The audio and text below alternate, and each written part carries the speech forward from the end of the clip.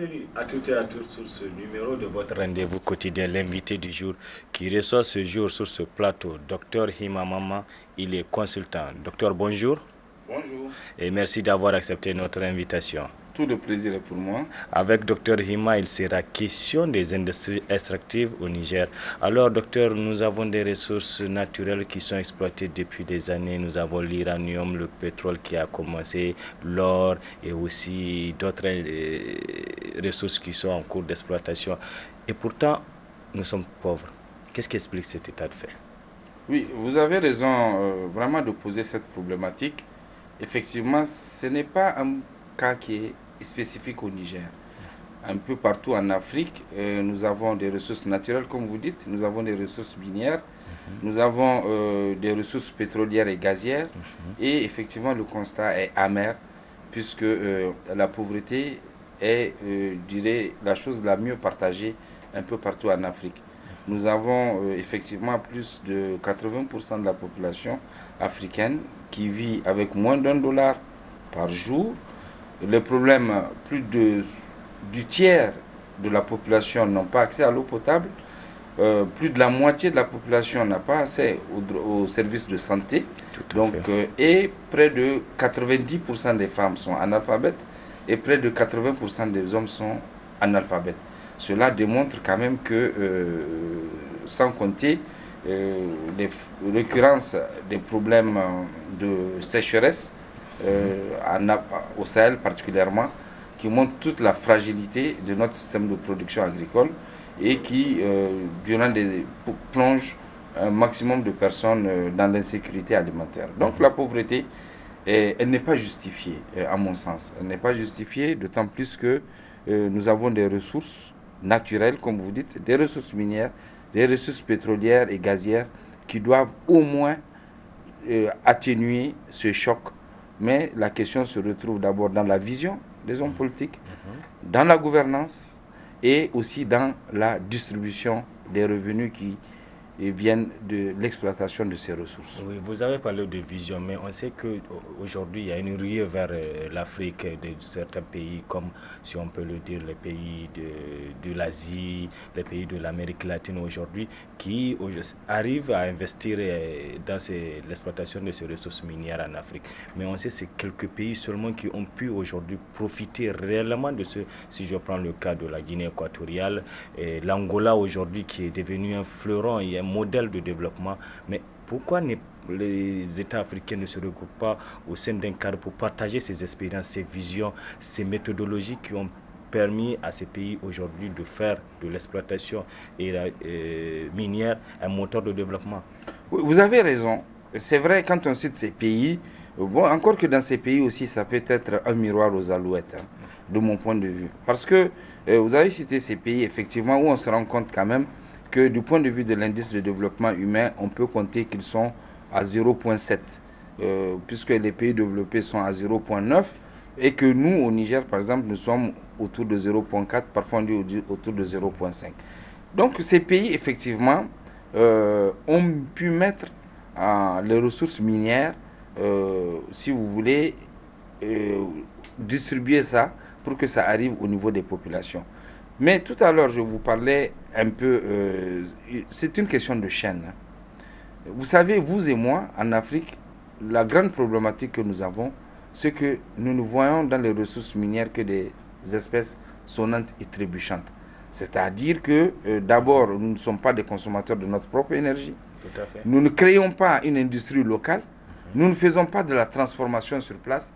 C'est la matière première qui s'en va directement, qui est transformée, qui sert d'abord en termes d'énergie, que ce soit le pétrole, le gaz, un moment le charbon, pour ces pays-là qui ont permis leur industrialisation, du point de vue de l'accès à l'énergie, ça c'est des ressources énergétiques, du point de vue du fer, qui ont leur permis de faire la grande métallurgie, les fonderies, etc. et tout, mais vous faites bien de le dire, je peux dire que quasiment rien n'est transformé sur place. Donc il faut revitaliser la chaîne de valeur. Il faudra que dans nos pays, dans une vision d'utilisation de nos ressources minières, que nous les Africains, nous cessons de voir les ressources minières comme exclusivement des ressources financières et que nous pouvons initier des transformations de ces ressources minières pour amener au moins une part de valeur ajoutée. Deuxièmement, transfert de technologie avec une formation de main-d'œuvre, que ce ne soit plus des gens qu'on veut pour des muscles, mais des gens quand même qui ont été formés pour pouvoir intervenir dans la chaîne de valeur, pour pouvoir ajouter un plus, créer de l'emploi, intégrer aussi à travers les sous-traitances, de voir un peu les entreprises locales pour leur donner un peu de technicité, pour pouvoir utiliser de la main-d'œuvre et que cette main-d'œuvre-là soit une main-d'œuvre qualifiée qui peut avoir une juste rétribution de son travail. Donc c'est cette question de vision qu'il n'y a pas et qui crée des problèmes. Premièrement, donc, manque de transformation de ressources minières sur place. Deuxièmement, aussi le transfert de technologie qui n'est pas assuré. Troisièmement, pas d'initiation de la chaîne de valeur, notamment la transformation sur place. Autant d'éléments qui nous tirent vers le bas et qui continuent à cette prédation massive de nos ressources et de nos matières premières et qui permettre le développement d'autres pays en dehors du continent. Oui, tout à fait, docteur, vous l'avez si bien noté, parce qu'on a vu, quand on prend le cas de la région des Grands Lacs, c'est vraiment une région qui regorge beaucoup de ressources minières, mais on voit actuellement ce qui se passe là-bas et c'est des situations qu'il faudrait prévenir. Continuons notre entretien, docteur. On sait qu'aujourd'hui, la question de la transparence dans les industries extractives est d'actualité depuis le début des négociations entre le Niger et le groupe nucléaire français. Alors, quand on dit transparence dans les industries extractives, comment faut-il voir la question? La transparence, vous savez, dès le constat que vous avez fait au début de notre entretien, c'est qu'il n'est pas du tout concevable que les populations continuent à végéter dans la pauvreté la plus criarde, où je dirais que se nourrir, se vêtir, se loger, s'alimenter est devenu une quadrature de cercle pour le commun des Africains, et que de l'autre côté, on se rend compte qu'il y a une petite minorité qui s'accapare des revenus qui sont issus de l'exportation de nos matières premières. Moi, je parle plus d'exportation de nos matières premières. Donc, nos États ne sont pas impliqués. Vous savez, on parle souvent de partenariat gagnant-gagnant. Moi, je préfère parler de partenariat gagnant-gagnant-gagnant. Pourquoi? Parce qu'il y a les multinationales qui gagnent parce qu'elles, ce n'est pas des philanthropes.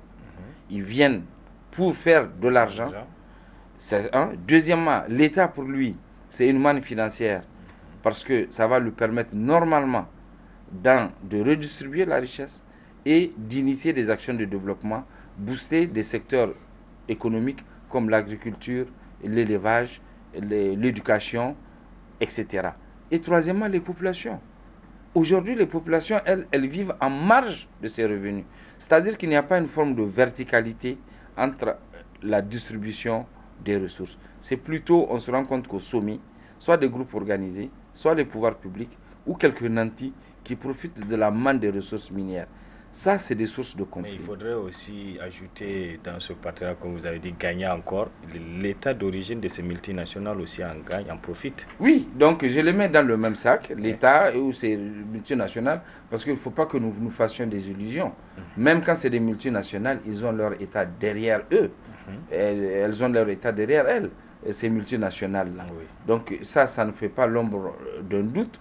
Ce qui fait que d'ailleurs, de plus en plus, au niveau de ces pays, c'est dans un plan de développement stratégique qu'ils intègrent ces sociétés-là, où souvent les chefs d'État se transforment en véritable VRP pour ces multinationales. Nous avons vu l'ancien président français, l'actuel président français, qui aujourd'hui incarne Areva, par exemple, à travers le monde, qui incarne l'industrie française à travers le monde. C'est la même chose pour les États-Unis, c'est la même chose pour toutes les superpuissances. Maintenant, vous avez parlé d'une chose extrêmement importante, l'implication des pays de l'Asie de plus en plus. Vous savez, au lendemain des indépendances, on avait deux grandes catégories de gens qui interviennent. Les États, la France par exemple, le Japon, l'Australie, le Canada, et certaines multinationales, c'était la Kojima qui est devenue aujourd'hui Areva, qui interviennent.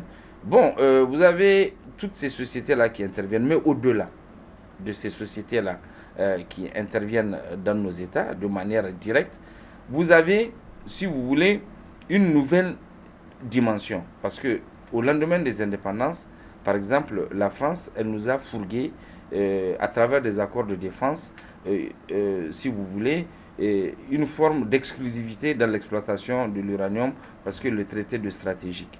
Mais il a fallu que le Niger s'émancipe. Oui, Parce tout à que fait. il a fallu que le Niger s'émancipe. Ouais. Maintenant, l'ouverture qui est faite, mais l'Asie ne dort pas. Elle aussi, elle a besoin de ses ressources.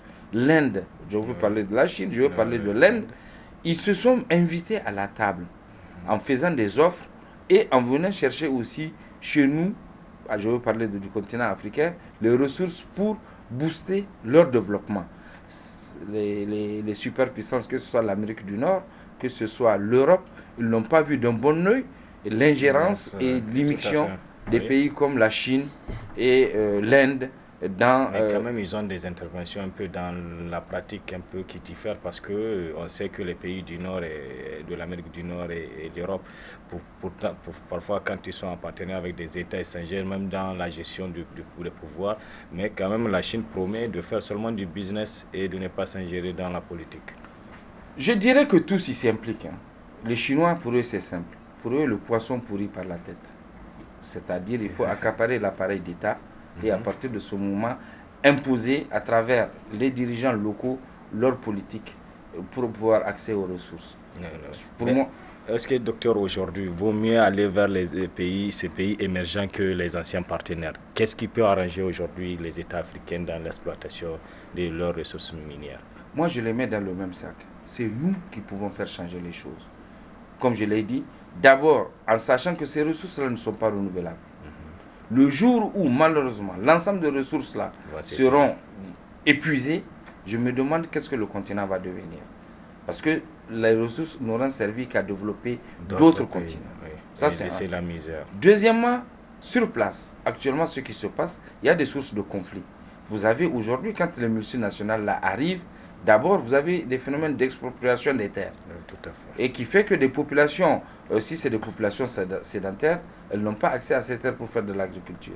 Si c'est des nomades, vous avez des zones circonscrites, comme dans la région d'Agadem aujourd'hui, où vous avez une grande superficie, où les gens ne peuvent plus faire la transhumance, où ils ne peuvent plus faire leur action d'élevage, comme ça se faisait avant. Donc il y a déjà ces questions d'expropriation. Deuxièmement, vous avez des impacts socio-culturels qui s'opposent, parce que les gens viennent avec des nouvelles valeurs. Ils viennent et ils perturbent la quiétude et le mode de vie des populations. L'argent devient roi. Vous avez une surenchère, les produits deviennent beaucoup plus chers et vous avez des gens qui viennent qui ont beaucoup plus de moyens et qui viennent avec leurs nouvelles habitudes. Parfois, en total porte-à-faux avec les populations locales. Troisièmement, vous avez aussi, il ne faut pas se cacher les choses, il y a un aspect de perversion de la société qui arrive, tel que la prostitution qui s'installe, tel que l'alcoolisme, la consommation parfois de stupéfiants, qui fait que souvent, c'est des choses de banditisme et qui sont organisées où ces populations-là étaient en toute quiétude. Elles n'ont rien demandé à quiconque. Le hasard a voulu que ce soit sous leurs pieds que se retrouvent ces ressources-là et malheureusement, vous avez des gens qui viennent d'ailleurs, qui perturbent leur mode de vie et ils n'ont rien en compensation. Tout à fait. Vous avez suivi avec nous en 2013 où il a fallu le déplacement du Premier ministre pour aller, je dirais, calmer la fronde des gens de DIFA, tout simplement parce qu'ils se disaient qu'ils n'étaient pas du tout recrutés et qu'il n'y avait pas la préférence locale dans les recrutements. Ok. Docteur, pour finir, compte tenu du temps qui nous est imparti, aujourd'hui nous avons fait le tour d'horizon. Un peu, si on prend pour toute l'Afrique, tellement de ressources minières exploitées et d'autres ressources naturelles exploitées. Mais l'Afrique reste toujours ce continent noir, ce continent qui reflète la misère. Alors, quelle politique aujourd'hui nous devrons adopter ensemble pour que nous puissions développer l'Afrique avec nos propres moyens? Il faut qu'on parte beaucoup plus vers des politiques d'intégration. C'est-à-dire que l'ensemble de ces ressources-là soient utilisées vraiment de manière assez transversale pour l'ensemble des pays. Deuxièmement, il faudra que les États africains commencent à financer elles-mêmes la recherche et faire de l'investissement dans les industries naturelles, dans les industries extractives, dans les mines de pétrole. Il faudra que les gens mettent du capital, soit à l'intérieur de nos banques, etc., soit en cherchant sur le marché financier international, en tout cas des modes de financement, etc. Troisièmement, il faudra que nous commençons à utiliser nos propres ressources, à les transformer sur place et à créer une chaîne de valeur dans l'exploitation de ressources minières. Cette vision, elle est partagée. Et quatrièmement, il faut éviter quand même tous ces conflits que ces multinationales-là nous imposent. Aujourd'hui, ça me fait extrêmement mal que nous ayons deux Soudans, tout simplement parce qu'on avait découvert le pétrole au Soudan du Sud. C'est vraiment une triste réalité et qui n'a pas abouti à grand chose malgré la création de cet État jusque-là qui n'arrive pas à sortir la tête de l'eau. Nous espérons qu'il y ait la paix dans cet État et que tous les belligérants se retrouvent autour d'une table pour vraiment concrétiser ces accords qui viennent d'être signés. Vivement l'Afrique, une Afrique émergente, une Afrique de prospérité, c'est ce que nous souhaitons. Merci docteur d'être sur ce plateau et espérons vous retrouver une prochaine fois pour encore parler sur d'autres questions qui ont trait au développement de l'Afrique et surtout la problématique aujourd'hui de faire de l'Afrique un continent comme l'Asie qui aujourd'hui est devenu le continent émergent avec aux côtés des traditionnelles puissances comme l'Amérique du Nord et l'Europe. Merci d'être sur ce plateau. Merci. Et espérons vous retrouver une prochaine fois. Voilà, nous sommes au terme de ce numéro de votre rendez-vous quotidien, l'invité du jour. Merci de l'avoir suivi. Passez de très bons moments en compagnie des programmes de la télé, tout simplement. Au revoir.